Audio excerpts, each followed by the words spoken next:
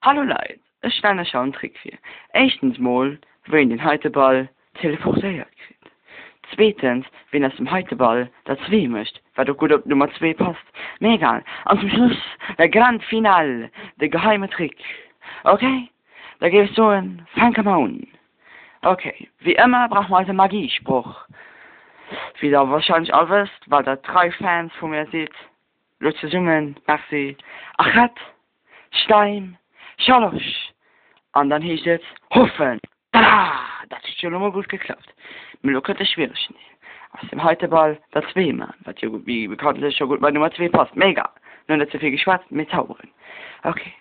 Achat, Stein, Schalosch. Du bist am Hoffen. Hoffen. Oh, danke. Achat, Stein, Schalosch.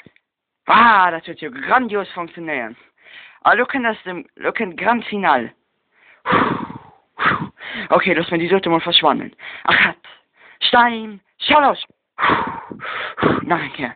Achat, Stein, Schalosch.